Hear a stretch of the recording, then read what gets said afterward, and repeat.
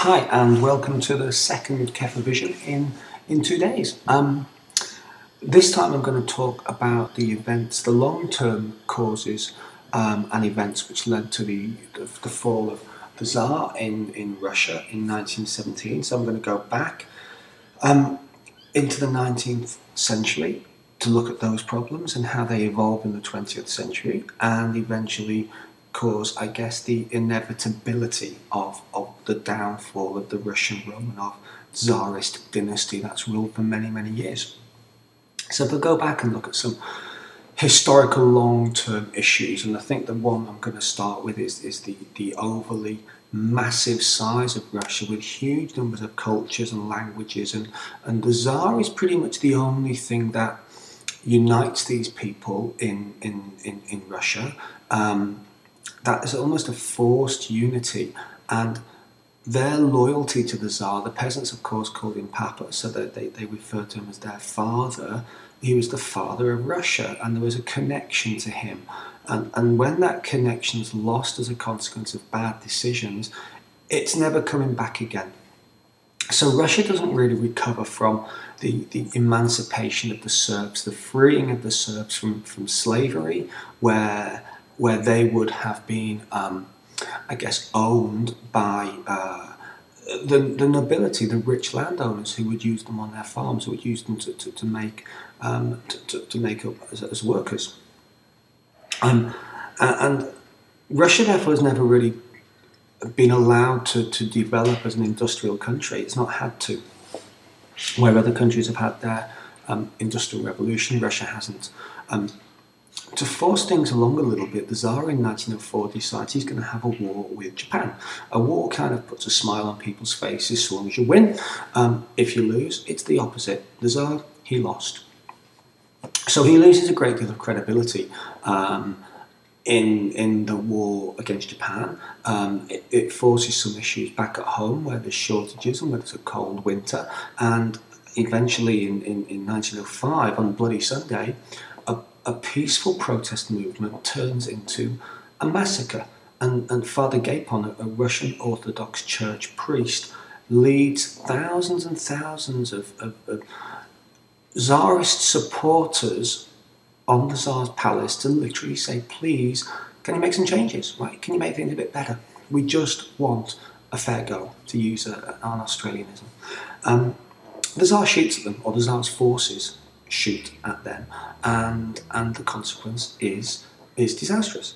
The Russian people are once again alienated from the Tsar, and in spite of some changes that the Tsar puts into place, the October Manifesto, which effectively gives some freedoms, some civil liberties, so the right to strike, the right to assemble, the right to protest, the right to worship. It also gives the Russian people an elected Duma, a parliament called a Duma, which kind of plays at being a little bit democratic, but really it's not. The Tsar stays in power. The Tsar doesn't compromise his autocracy, his dictatorship. It's a few nice gestures, but not a lot more. So that's the October Manifesto, and what follows is a period under Sergei Witte and Peter Stolypin, whereby Russia grows a little bit more, the industry develops, the railways develop. Russia kind of nudges towards being an industrial country, a grown-up country, but still it's not addressing the underlying problems, which are a massive, massive inequality of wealth, a belief that the system is just unfair. And it all comes to a head, unfortunately, for the Tsar between 1914 and 1917, when Russia goes into World War I alongside of France, alongside of Britain, Australia, the Empire, to fight against the Germans and the Austrians.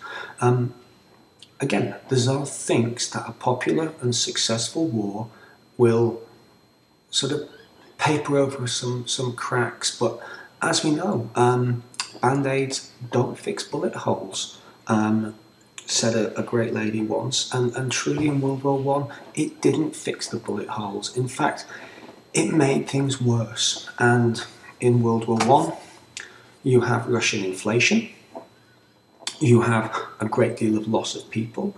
You have a Tsarina who's not just German, she's also rumoured to be engaging in all sorts of naughty business with Rasputin, who of course is able to heal the very, very sick haemophiliac son of the Tsar, Alexei. Now, Alexei, as the prince and heir, should be almost godlike, but no.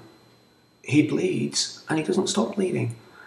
So what you effectively have is this kind of, for want of a better term, a bleeding useless prince in Russia who does not and cannot ever be the Tsar that his father, that the Romanovs want him to be. All this, of course, comes to a head in 1917 when the war's going dreadfully. The Russian government is ineffective, ineffectual, chaotic.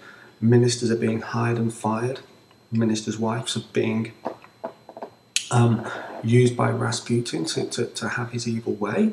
And the war, which the Tsar has taken over control of, has gone from bad to worse. That the soldiers literally are sharing rifles. There are not enough boots to go around.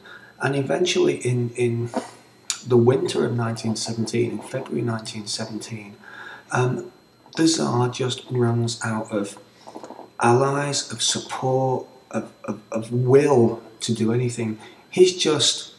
I think he's just finally accepted his own uselessness and climbs down, stands down, abdicates his power, and Russia becomes led then by a provisional government with the intention of making the country a democracy.